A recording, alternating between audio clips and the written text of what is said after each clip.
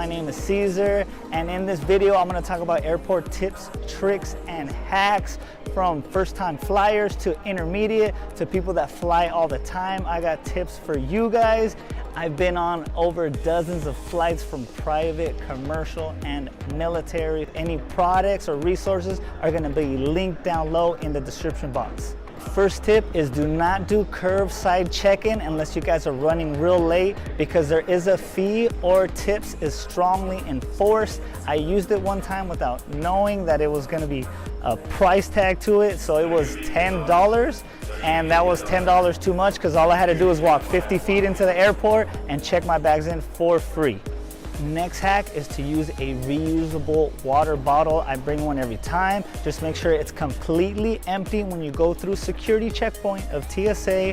It's completely empty. Then next to the bathrooms, they usually have a drinking fountain or purified water. That's where I go. I fill up my water bottle and I'll have it for the airplane and it'll be ready to go.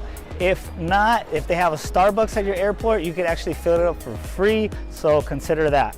Because water bottles at the airport is ridiculous. It's $4 or just for a water bottle, so this hack is gonna save you guys some money.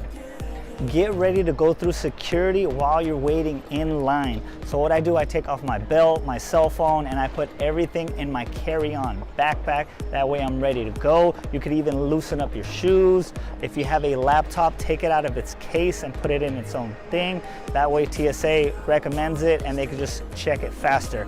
One thing that I do is I bring a TSA pre-approved case that has my gels and it has my lotions and all that good stuff. And what it is you have to have it within a quart size bag. So this one I bought from Amazon and I recommend it, and it gets you through security without a problem. These tips help you go through line faster and it'll save a couple $100 from not being late to your next flight. If you are bringing any bottles with liquids in it, it has to be smaller than 3 ounces. So the one I recommended is smaller than 3 ounces. You cannot have a bottle that's 6 ounces and then just have a little bit in there where it's just like that 1 ounce and say, hey, it's just 1 ounce. That is not gonna fly. No pun intended. The quart size bag has to be clearish, so does the bottles, and that clearly states on the TSA website, no pun intended. Okay, that's my last one, I promise. Next power tip is to get TSA pre-check. This is a trusted traveler program. You have to go through a background check. They'll check you out, you get approved, and you go through a different line. So instead of waiting in that long line where everybody's at, you get to make this short line, TSA pre-check. You don't have to take your shoes off, you don't have to take your jacket off. You get through a lot quicker than everybody else. Make sure your boarding ticket says TSA pre-check. That's how you know you have it. You just show it to the TSA and they'll let you right through. So a step up from TSA pre-check is global entry. Global entry is mainly for international flights.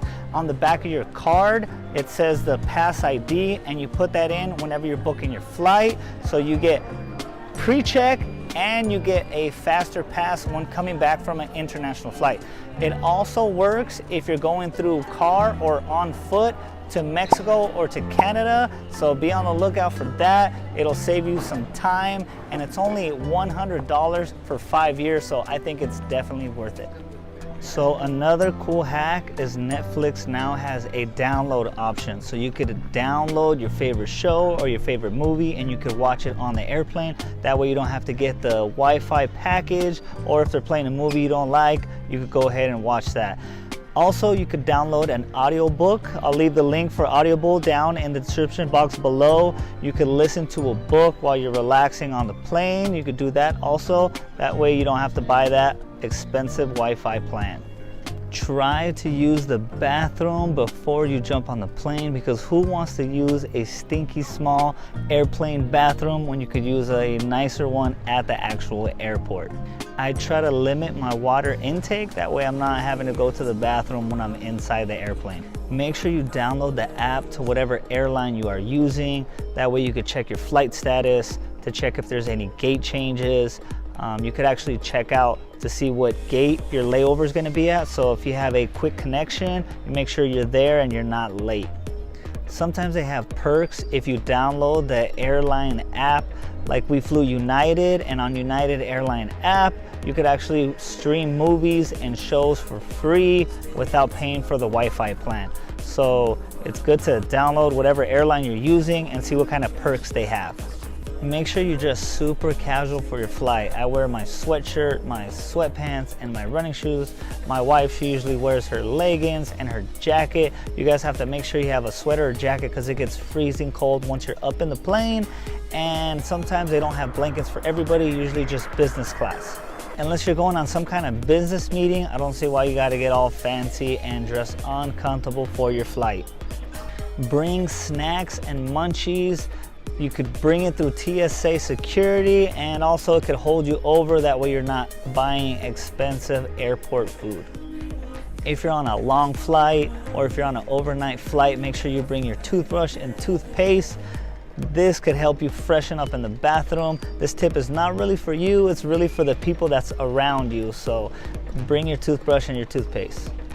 If you're using a digital boarding pass, make sure you take a screenshot and it's on your photos, because if you don't have a good internet connection or Wi-Fi connection, you're not gonna be able to log in real quick just to show them, just in case you have to show them quick. And I'm more of an old school kind of guy. I like having my printed out boarding pass. So I have that with me just in case my phone dies or is dying. I like to have the actual paper copy with me. Make sure you bring a pen with you when you travel. This will help you if you're flying internationally. You could actually fill out your customs declaration form, and who knows, you might be one of the first ones since you have your pen ready to rock and roll, and you could get through customs faster. Having a pen is also good to fill out your tags, just in case you want to throw one of those tags on your carry-on bag. Carry heavy items in your personal item bag because they never weigh them.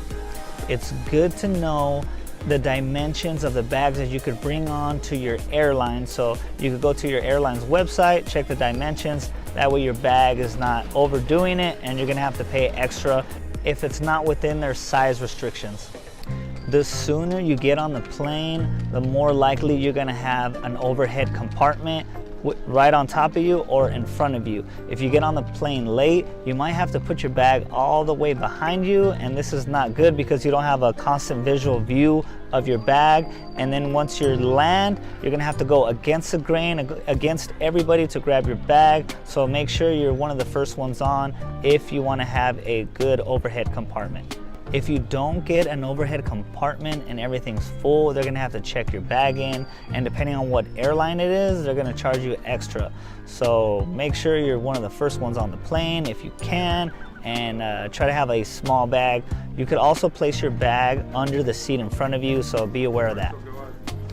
If you do not have a luggage yet, please do not buy a black bag. Everybody has black bags.